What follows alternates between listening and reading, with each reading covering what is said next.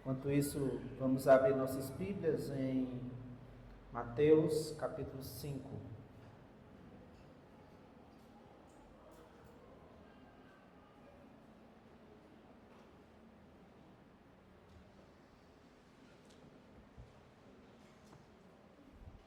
Mateus capítulo 5, versículo 21 ao versículo 26. Mateus capítulo 5, do versículo 21 ao versículo 26.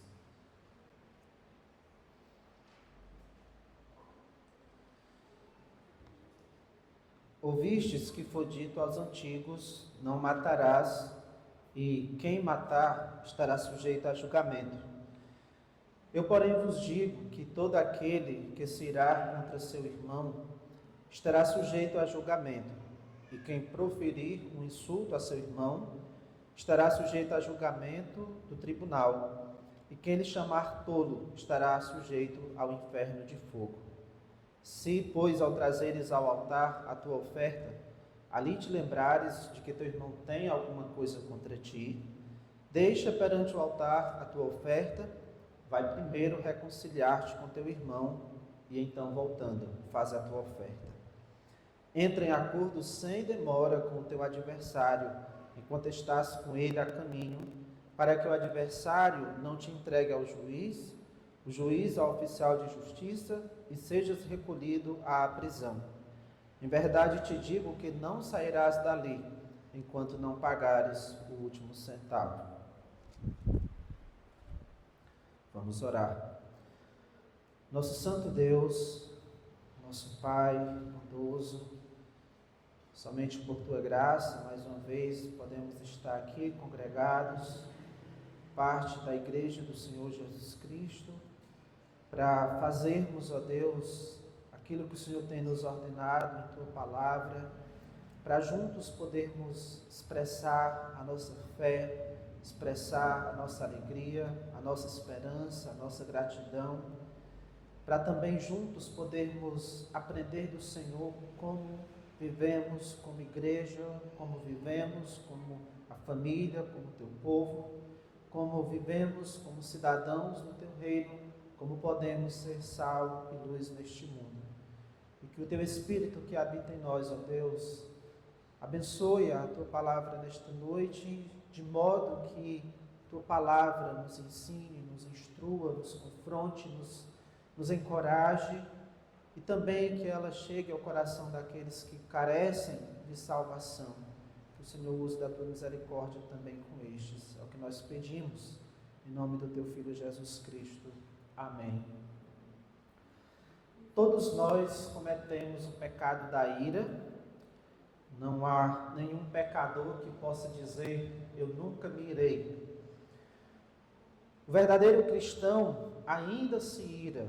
Aquele que já creu em Cristo, que já se tornou uma nova criatura, ele ainda se ira, mas ele não pode viver no pecado, ele não pode viver caracterizado por ser uma pessoa irada, não faz parte da sua identidade, daquilo que o define a ira. O cristão é alguém que, embora se ire, mesmo que seja um pecado recorrente na sua vida, mas é alguém que é caracterizado pela luta contra a ira, assim como seria com qualquer outro pecado. Cristo morreu em nosso lugar para nos livrar tanto do poder como do julgamento do pecado, da ira. Cristo morreu em nosso lugar tanto para nos livrar do poder, nenhum pecado terá domínio sobre nós, pois nós estamos debaixo da lei e da graça, como Paulo ensina no livro de Romanos, e também Cristo morreu em nosso lugar para nos livrar da condenação de Deus sobre os nossos pecados, inclusive o pecado da ira. Se for o seu caso, como verdadeiro cristão, ter essa luta recorrente contra a ira, e você perceber que não está conseguindo ter êxito, que não está conseguindo ter progresso como deveria, tem se arrependido, tem confessado, tem lutado, tem se esforçado, talvez seja o caso de você pedir ajuda. Deus o colocou como parte da igreja, como um membro dependente de outros membros, para que você seja ajudado, para que você receba essa ajuda na luta contra a ira também, para que você cresça. E você que ainda não é um crente, um discípulo de Cristo, entenda que por mais que você nunca tenha matado ninguém, a sua ira pecaminosa já é o suficiente para você ser condenado ao fogo do inferno, a menos que você se arrependa e creia em Jesus.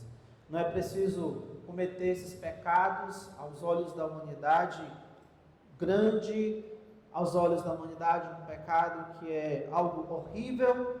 Até mesmo a nossa ira pecaminosa é o suficiente para nos condenar ao lago de fogo. Essas foram as nossas considerações finais no nosso último estudo de Mateus, diante aqui do ensino de Jesus sobre o 6º mandamento, lá dos 10 mandamentos, que é: não matarás. Jesus diz no verso 21, ouvistes o que foi dito aos antigos, não matarás. E aqui Jesus ele mostrou que esse mandamento não diz respeito somente à ação de tirar a vida de alguém, diz respeito também à atitude que pode levar até esse ponto. O 6º mandamento proíbe tanto a ação de matar, como também proíbe a mãe dessa atitude, que é a ira, a mãe do homicídio. Resumindo então o ensino de Jesus nos versos 21 e 22, a ira é tão grave quanto o assassinato e merecedora do mesmo grau de punição divina, que é o inferno.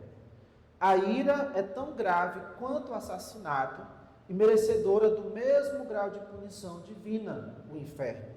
Verso 22, eu porém vos digo que todo aquele que se irá contra seu irmão estará sujeito a julgamento, e quem proferir um insulto a seu irmão estará sujeito a julgamento do tribunal, e quem lhe chamar tolo estará sujeito ao inferno de fogo.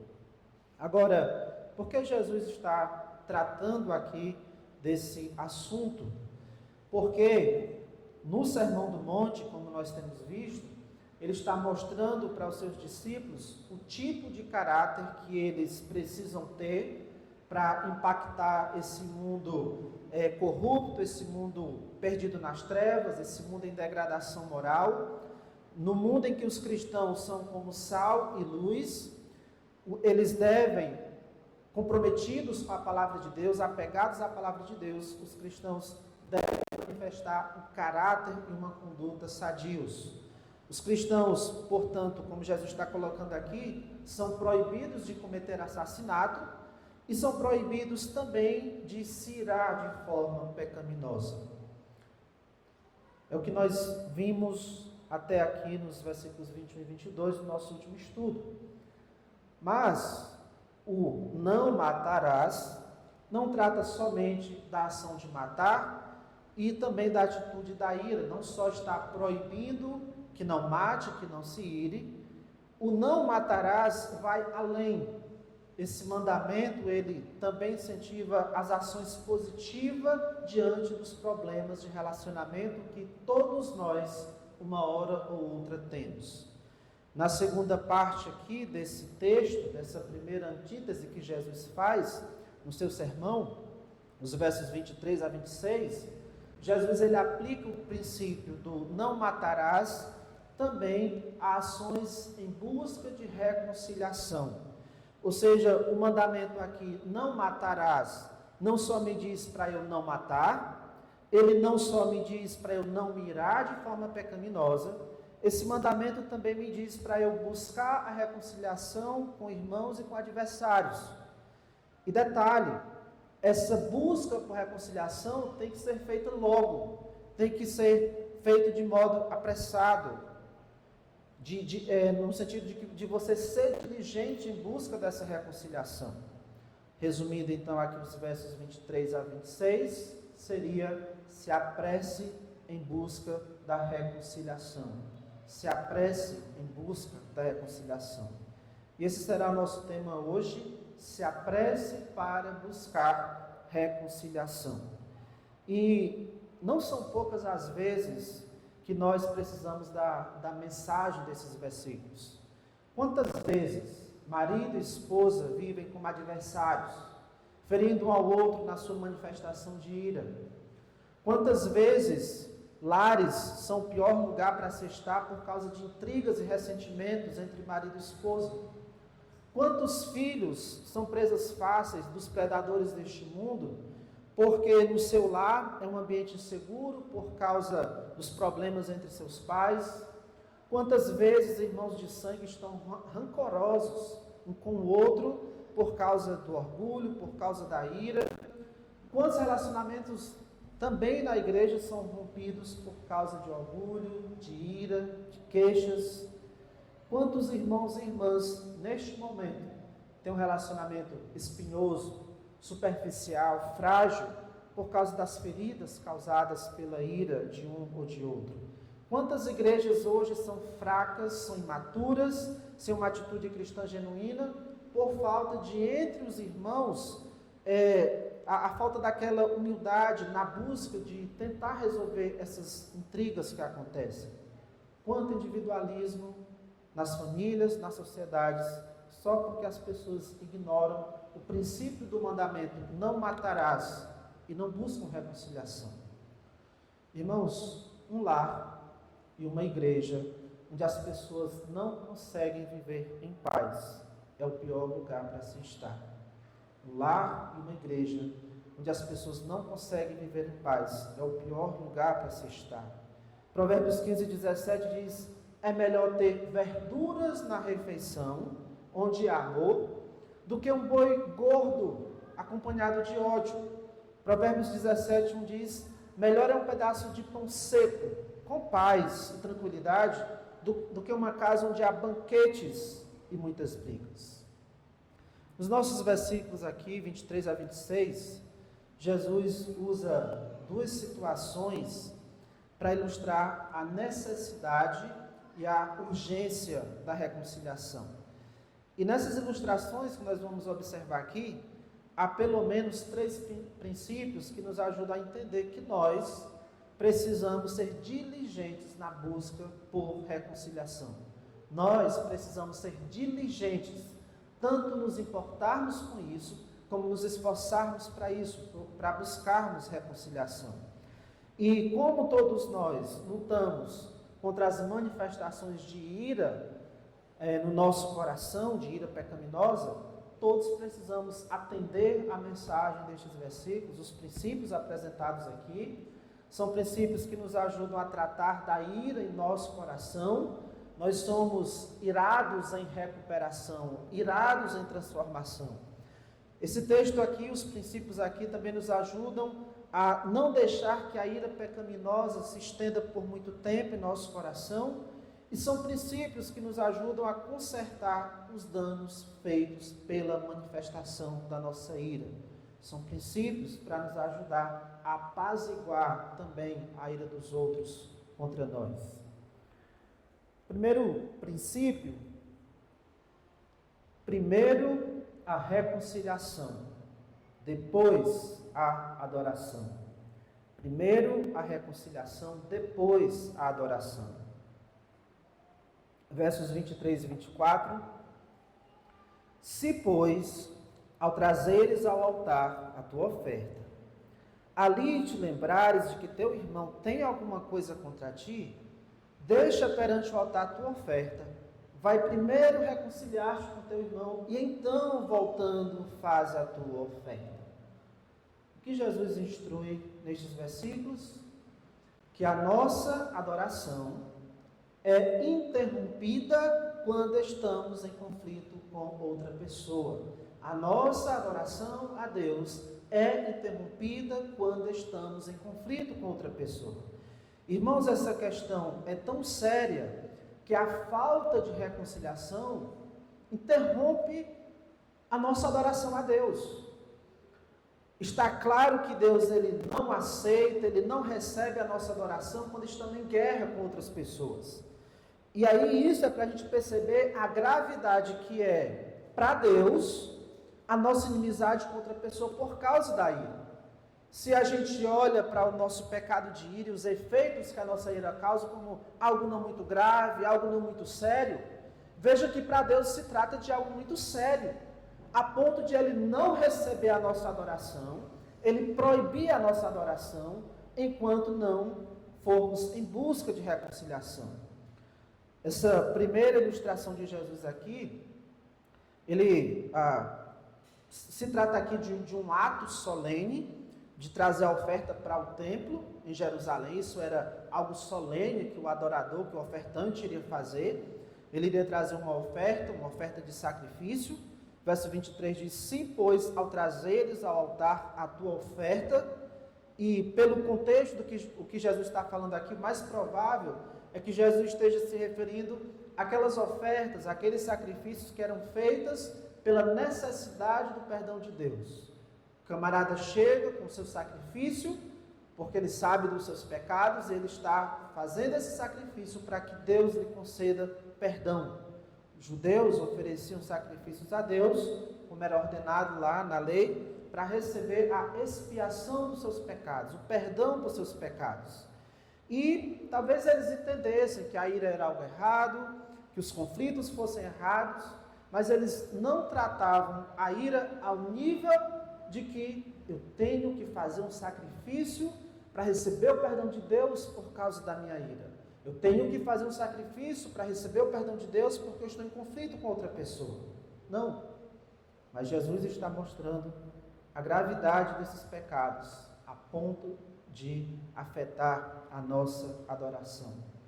Quando o ofertante trouxesse o seu sacrifício ao altar, enquanto ele refletia sobre a sua culpa, sobre a sua necessidade de perdão, Jesus diz que se ele se lembrasse que alguém teria alguma queixa contra ele, o que ele deveria fazer? Verso 24: deixa perante o altar a tua oferta, vai primeiro reconciliar-te com teu irmão. E quando Jesus diz aqui no versículo 23, se ali te lembrares de que alguém tem alguma coisa contra ti, esse alguma coisa contra ti, não se trata de uma queixa injustificada, infundada, que a pessoa não tivesse motivo, trata-se de uma queixa legítima. O ofertante realmente havia prejudicado, ofendido o seu irmão, mas não se limita a isso. Pode ser o caso de você ter dado esse motivo para que o outro irmão tivesse uma queixa legítima contra você, mas também pode ser o caso de o irmão estar ofendido mesmo que você não tenha dado motivo. Ou pode ser o caso de ser você aquele que tem uma queixa no seu coração contra outra pessoa. Seja o que for, o fato é que existe uma brecha nesse relacionamento e essa brecha precisa ser consertada. Essa brecha precisa ser tapada, fechada com a reconciliação. As embarcações de madeira, para elas permanecerem seguras e duráveis, frequentemente elas precisam ser reparadas com calafetagem, que é o processo de tapar essas brechas, recuperar aquelas juntas que tem ali entre as tábuas da embarcação, colocado um material ali, chamado calafeto, um material que é preparado para isso. E o objetivo desse material entre as juntas dessas tábuas é para que a água não passe, e aí isso vai evitar que a madeira ela entre em deterioração de modo rápido, evita o desgaste. Irmãos, as brechas que possam existir nos nossos relacionamentos são vedadas, são calafetadas com a reconciliação. As brechas que possam existir nos nossos relacionamentos são consertados com a reconciliação. E para Deus, fechar essa brecha com a reconciliação é mais importante do que a adoração a Ele por meio da liturgia do culto, de um culto formal. Ou seja, para Deus é mais importante nós, primeiro, irmos calafetar as brechas que há nos nossos relacionamentos, do que chegarmos aqui para cultuar Ele. Um judeu não estaria livre para oferecer sacrifícios se estivesse em conflito com outra pessoa, Jesus disse: deixa perante o altar a tua oferta. Vai primeiro reconciliar-te com teu irmão e depois disso, e então voltando faz a tua oferta. A adoração a Deus estava interrompida até que o conflito fosse resolvido. Independentemente de quem fosse responsável pela ruptura desse relacionamento, a adoração a Deus estava interrompida até que algum esforço fosse feito em busca da reconciliação. Isso não é uma novidade que Jesus está trazendo aqui.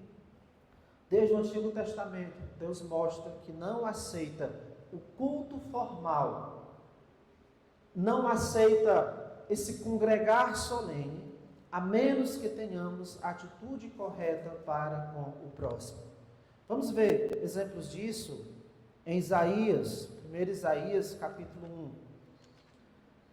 Isaías capítulo 1.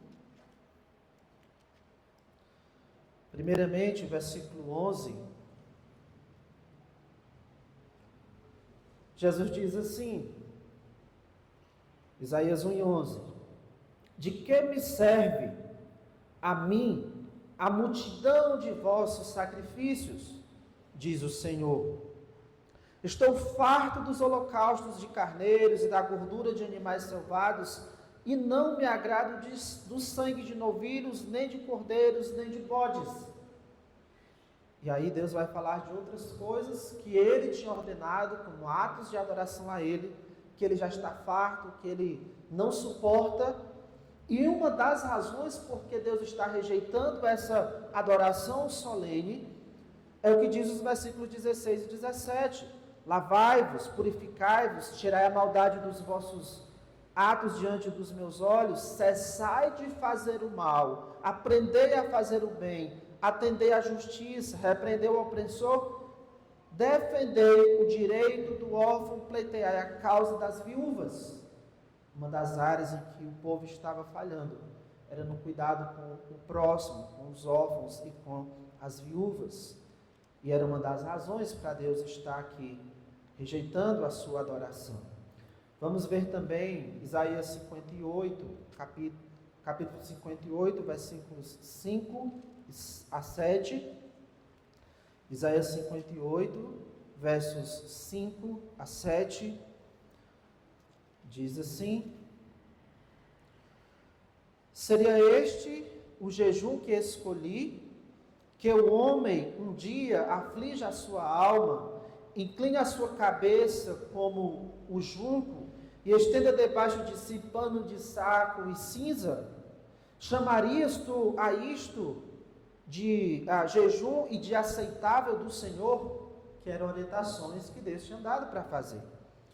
Porventura, verso 6, não é este o jejum que escolhi, que soltes as ligaduras da impiedade, desfaças as ataduras da servidão, deixes livres os oprimidos e despedaçados todo o jugo? Porventura não é também que repartas o teu pão com o faminto, e recolhas em casa os pobres desabrigados, e se vires o nu, o cubras, e não te escondas do teu semelhante?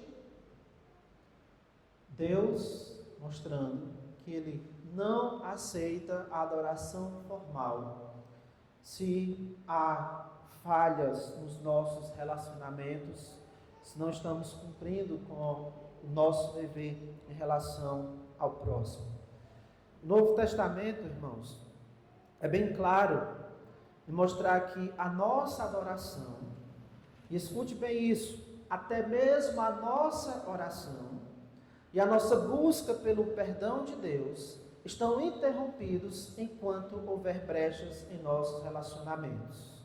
A nossa adoração, nesse momento de culto formal, está interrompida. E até mesmo as nossas orações em casa, em busca do perdão de Deus, estão interrompidas enquanto não houver brechas, essas brechas forem resolvidas em nosso relacionamento. Mateus 6, 14 e 15 diz: porque se perdoardes aos homens as suas ofensas, e veja o que Jesus disse, porque se perdoardes aos homens as suas ofensas, também vosso Pai Celeste vos perdoará. Se, porém, não perdoardes aos homens, tampouco vosso Pai perdoará as vossas ofensas.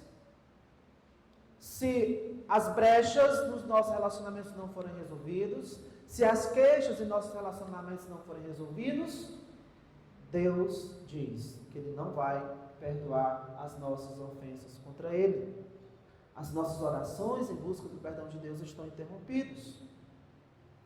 1 Pedro 3,7: Maridos, vós igualmente vivei a vida comum do lar, com discernimento, e tendo consideração para com a vossa mulher como parte mais frágil, tratai-a com dignidade, porque sois juntamente herdeiros da mesma graça de vida, para que não se interrompam as vossas orações. Para que não se interrompam as vossas orações.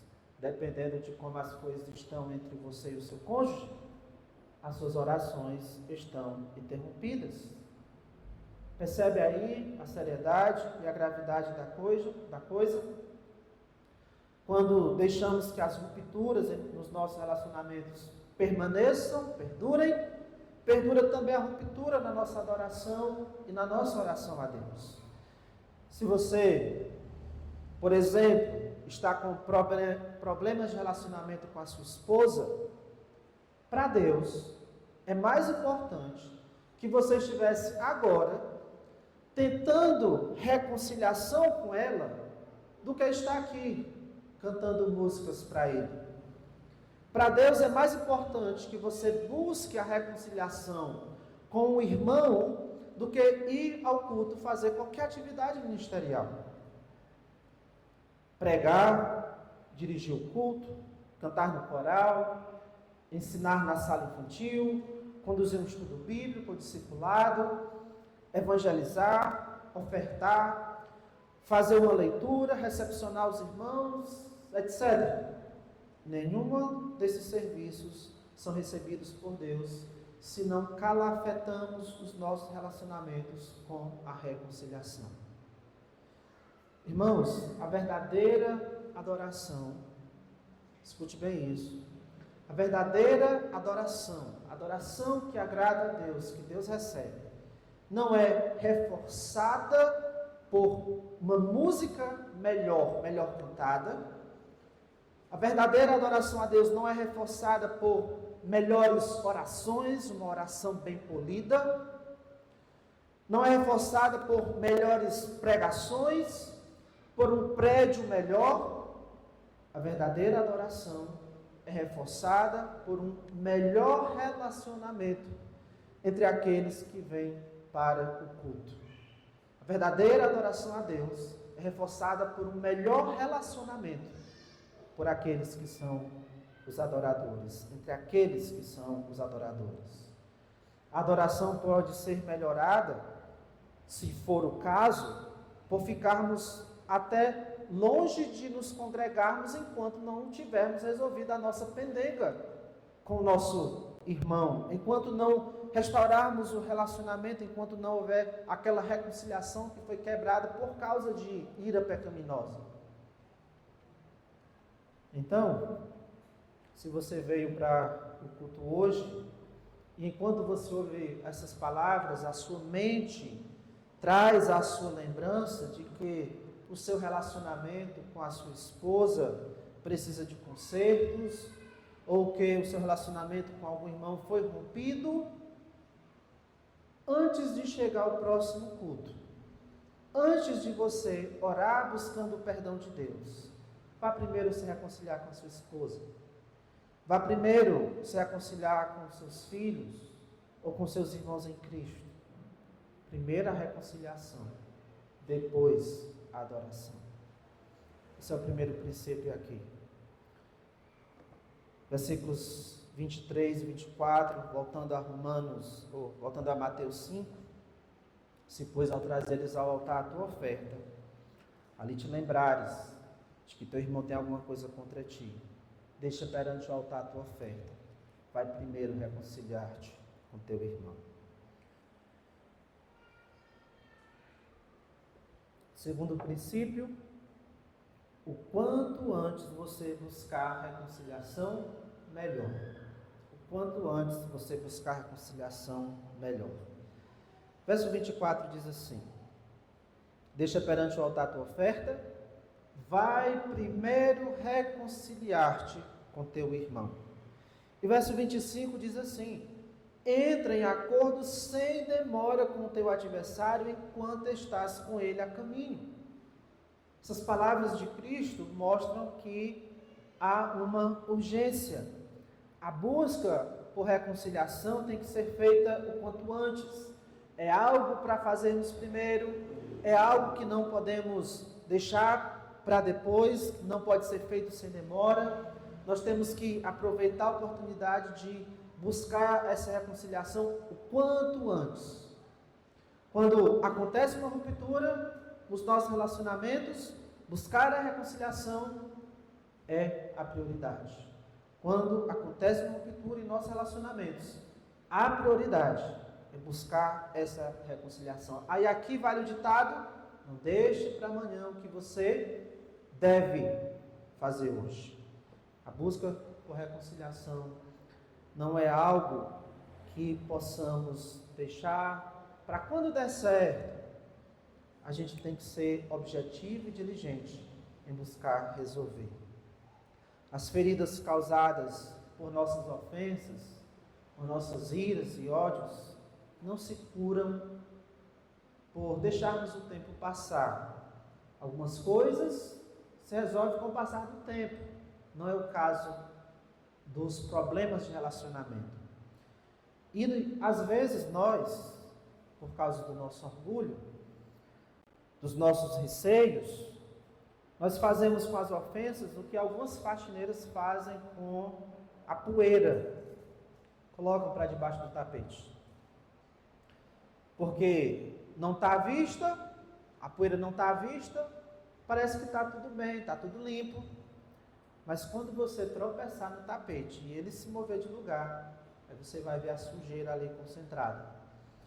Quando não buscamos a reconciliação, irmãos, e fazemos de conta que os conflitos não existem, que não há nada para ser conversado, não há nada para ser tratado, em algum momento, essas ofensas colocadas debaixo do tapete vão aparecer todas de uma vez. E aí a coisa vai ser mais feia para se resolver. Quando a gente não busca a reconciliação, algumas coisas ruins acontecem. Você, por exemplo, pode acontecer de quebrar por completo o relacionamento com a outra pessoa. Isso é algo que você não consiga mais resolver depois. Ou o relacionamento ser algo só muito superficial, sensível. Agora você tem todo cuidado que não pode falar isso, falar aquilo, e nem pode ouvir isso ou aquilo. E isso é porque o sentimento de dívida, o sentimento de culpa está presente. No íntimo, no seu íntimo, você sabe que tem alguma coisa a se resolver. Imagine então um casamento desse jeito, onde não existe a reconciliação. É um casamento que é superficial, as conversas são superficiais, o diálogo é evitado, o olho a olho é evitado. E aí a tendência é que marido e esposa a tendência é eles serem rudes um com o outro, e com isso aumentam as acusações, aumentam as queixas, aos poucos a confiança também vai sendo minada, a dúvida sobre o amor do outro aumenta, e aí essa falta de reconciliação só vai aumentando as brechas no relacionamento, e aos poucos o casamento vai afundando, até naufragar. E o mesmo acontece nos relacionamentos da igreja.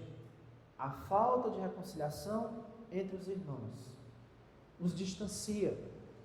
Irmãos não se olham, se evitam.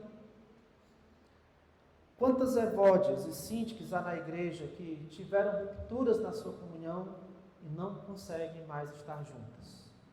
Quantos Paulos e Barnabé se desentenderam e não conseguem mais trabalhar juntos, trilhar no mesmo caminho? Os desgastes permanecem porque não há diligência para buscar a reconciliação. E como cristãos, como cidadãos do reino, como bem-aventurados, Nós não podemos nos dar ao luxo de deixar a reconciliação para depois. O ideal é que tentemos resolver os conflitos mais logo. Buscar reconciliação no mesmo dia da ofensa, da queixa. Efésios 4:26 diz: não se ponha o sol sobre a vossa ira. O que isso significa? Versão NVI: apaziguem a sua ira antes que o sol se ponha. E por que não deixar para o outro dia? Por que não deixar para a próxima semana? Porque a demora em tratar da nossa ira, a demora em tratar dos efeitos da nossa ira, só dão vantagem para o inimigo, só dão vantagem para o diabo. É mais oportunidades que estamos dando para o diabo. Como diz esse versículo na versão NVT, acalmem a ira antes que o sol se ponha, pois ela cria oportunidades para o diabo. E isso não se trata de só fazer o quanto antes, não deixe o sol se pôr sobre a vossa ira, não se trata só de buscarmos resolver o quanto antes, mas também de fazermos tudo o que estiver ao nosso alcance em busca dessa reconciliação. No versículo 25 aqui diz: entra em acordo sem demora com o teu adversário enquanto estás com ele a caminho. A ideia aí de entrar em acordo é de você encontrar uma boa disposição do seu adversário. Você deve fazer todo o possível para alcançar essa boa disposição. Romanos 12:18 diz: se possível, quanto depender de vós, tende paz com todos os homens. Se possível, quanto depender de você, tenha paz com todos os homens. O tempo da reconciliação é igual ao tempo da salvação. É agora. Não pode ser deixado para depois. Amanhã já é tarde demais. Nós não devemos permitir que amargura, raiva, ódio, ressentimento ou qualquer outro pecado nos mantenha separados de nossos irmãos. Para lembrar dessa urgência, pense assim: a reconciliação deve ser o quanto antes. A reconciliação deve ser buscada de todos os modos. A reconciliação deve ser buscada antes que as coisas piorem. O seu trabalho de limpar o quintal vai exigir pouco esforço, enquanto a sujeira ainda é pouca. Mas se você deixa a sujeira se acumular, você pode até conseguir limpar, mas vai exigir mais esforço. O trabalho para se reconciliar quando as ofensas ainda são recentes é menor do que quando dias, semanas, meses e anos têm passado. Por isso a sabedoria de Deus nos diz: entra em acordo sem demora com o teu adversário. Então, irmão, irmã, quando surgirem conflitos no seu casamento, e vão surgir, não seja demorado em buscar essa reconciliação. Não passem dias e mais dias com a cara trancada um para o outro. Não passe dias e mais dias dando oportunidade para o diabo. Tenha, o quanto antes, um momento a sós para conversarem, se resolverem. Surgiu algum conflito entre um irmão ou irmã em Cristo? Não demore para se sentarem, conversarem em busca da bendita reconciliação. Se possível, faça ainda hoje. Não deu hoje, tente amanhã. Quanto antes, faça tudo para não demorar mais. Quanto antes você buscar a reconciliação, melhor.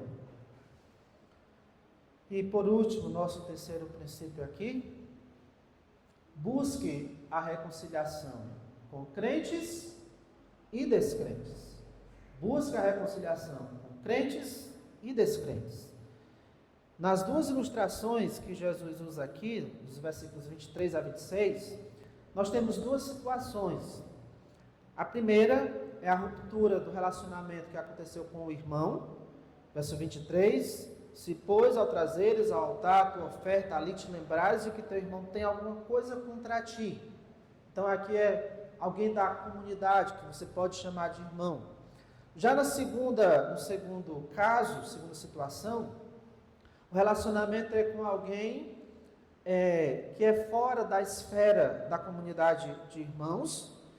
Essa pessoa é identificada aí como adversário, verso 25, entra em acordo sem demora com o teu adversário, enquanto estás com ele a caminho, para que o adversário não te entregue ao juiz.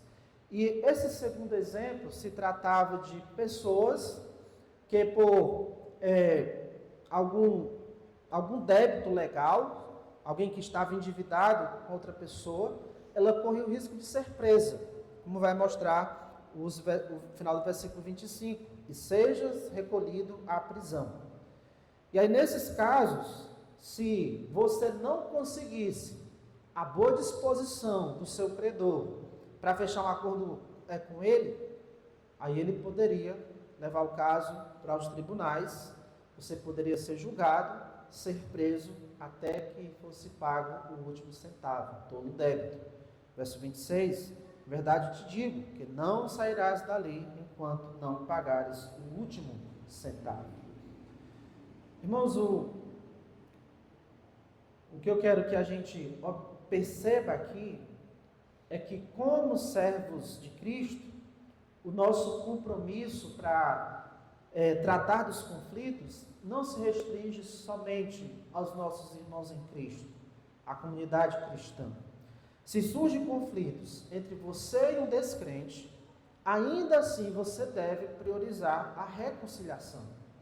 Quando Paulo disse lá em Romanos 12, 18, quanto depender de vós, tende paz com todos os homens, e não, ele não disse tende paz com todos os irmãos, com todos os homens, então obviamente que isso inclui descrentes também. E nisso a gente deve manter o mesmo cuidado para nos apressarmos, para sermos diligentes na busca por reconciliação, antes que as coisas piorem, antes que as coisas fiquem mais delicadas. Nós temos que agir antes que as coisas tomem uma dimensão ou cheguem a um estágio mais complicado, de mais difícil resolução. Considerando o que Paulo disse lá em Romanos 12, 18, quando depender de vós. Quando se trata de conflitos com descrentes, é melhor que a busca por reconciliação parta de nós e não do descrente. Não é que não possa partir dele, mas o testemunho será melhor se partir de nós a iniciativa de buscar a reconciliação. E aqui talvez eu possa citar um exemplo de um irmão que, por questões que envolviam trabalho, passou a ter um conflito com um descrente, uma dívida financeira com um descrente, e o descrente, na busca dos seus direitos trabalhistas, cobrou do crente valores que o crente achava injusto. E nesse primeiro momento o crente não agiu, talvez possamos dizer, com sabedoria, explodiu com o descrente, usou palavras fortes, e aí piorou a situação, e aí o descrente deu passos para levar o caso para a justiça, e aí veja que a situação se tornou mais delicada. Graças a Deus, depois de um tempo, o irmão finalmente tomou a iniciativa de buscar o descrente para conversar, para buscar reconciliação, admitiu os seus erros, pediu perdão, e hoje, graças a Deus, mesmo o outro sendo ainda descrente, eles estão bem, não são inimigos, a coisa foi resolvida, graças a Deus. Se você tem conflitos com descrentes, se há relacionamentos rompidos com descrentes, não ignore que é sua responsabilidade tomar a iniciativa na busca por reconciliação. No que depender de você, irmão, irmã, no que depender de você, faça tudo o que estiver ao seu alcance. Por mais que você diga, eu já fiz alguma coisa, mas você, será que não poderia fazer algo mais? Não há nenhum outro passo que você poderia dar, nenhum outro esforço a mais que você poderia fazer. No que depender de você, faça tudo o que estiver ao seu alcance para ter paz também com os descrentes. E às vezes esse descrente é alguém da nossa família. Falta alguma coisa que você ainda poderia fazer, que você sabe que poderia fazer, mas o orgulho que está no nosso coração nos trava e a gente não dá aquele passo em busca da reconciliação. Pode ser o caso de você ter que admitir que você errou, você se excedeu nas suas palavras. Às vezes o conflito com o descrente é com um colega de trabalho. E aí você fica na ideia de não querer se rebaixar. Mas como crente, se o passo que a gente precisa dar é nos rebaixar para manter a paz, e está ao nosso alcance fazer isso, é o que temos que fazer. Pode ser que o seu conflito com descrente seja com alguém com quem você fez algum negócio, e aí as coisas desandaram, gerou alguma confusão. Faça o que estiver ao seu alcance. Às vezes, em se tratando de negócios, o passo que você precisa dar é recuar e às vezes até ter perda nesse negócio para se manter a paz. Às vezes é com um vizinho, um conflito, por causa de um animal que pulou para o quintal do outro, de uma planta que o galho vai para o quintal do outro, por causa de filho de um e outro que tiveram ali um problema e os pais, defendendo os seus próprios filhos, acabaram se intrigando. Qualquer que seja o caso, com seu vizinho, você tem que estar em paz. Você precisa fazer todo o esforço necessário. Agora, pode ser que o descrente não queira a paz, pode ser que você possa dizer, no que depender de mim, eu já fiz tudo. Minha consciência está tranquila, eu já fiz tudo o que eu podia, mas não tem jeito, ele não quer. Se é assim, aí você está isento de culpa, deixe que o Senhor julgará a causa. Certamente o Senhor não está impedindo a sua adoração e a sua oração, se é o outro que não quer receber os seus passos de reconciliação. Mas como crente, é sua responsabilidade calafetar os relacionamentos, tanto com irmãos em Cristo, como com os descrentes. Não deve existir desgaste nos relacionamentos com os descrentes por sua causa. Se você e um descrente não se entendem, não conseguem se dar bem, que não seja por sua causa, e sim por causa dele. Eu quero concluir chamando a atenção a você que não é crente, que não é um cristão, e aí só você, a sua consciência sabe, e Deus sabe muito mais do que você. O tópico dessa mensagem, o tema dessa mensagem é para você se apresse para buscar a reconciliação. E para você, o que nós podemos dizer, se apresse para buscar a reconciliação com Deus. E aí a razão por que você deve se apressar para buscar reconciliação com Deus, não é por você saber que Deus tem alguma queixa contra você, ou que Deus fez algo que lhe ofendeu, mas é entender que você, na condição de pecador, você que ofende a Deus, você na condição de pecador, você é inimigo de Deus. E não é você que vai tomar a iniciativa em busca dessa reconciliação, embora fosse esse o seu dever. Deus, ele já tomou a iniciativa de buscar reconciliação com você. Deus enviou o seu Filho Jesus Cristo, se tornando como um de nós, um homem, para viver a vida que nós não poderíamos viver, de total obediência a Deus, para receber a morte que nós não iríamos conseguir receber, a punição por nossos pecados e sair, enfim, livres, perdoados. Mas Cristo nos substituiu na cruz para que nós pudéssemos ter essa reconciliação com Deus, para que nós pudéssemos ter o perdão dos nossos pecados. Vamos terminar lendo 2 Coríntios, capítulo 5, a partir do versículo 18. 2 Coríntios, capítulo 5, a partir do versículo 18, que diz: Ora, tudo provém de Deus, que nos reconciliou consigo mesmo por meio de Cristo e nos deu o ministério da reconciliação. A saber que Deus estava em Cristo reconciliando consigo o mundo, não imputando aos homens as suas transgressões, não mais responsabilizando aos homens por suas transgressões, não mais condenando ou punindo aos homens por suas transgressões, e nos confiou a palavra da reconciliação. De sorte que nós somos embaixadores em nome de Cristo, como se Deus exortasse por nosso intermédio. Em nome de Cristo, pois rogamos que vos reconcilieis com Deus. Que Deus já tomou a iniciativa através de Jesus Cristo.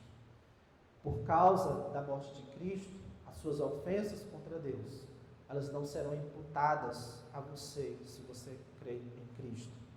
Você não será mais cobrado por suas transgressões, não será mais condenado por suas transgressões, se você crê em Cristo.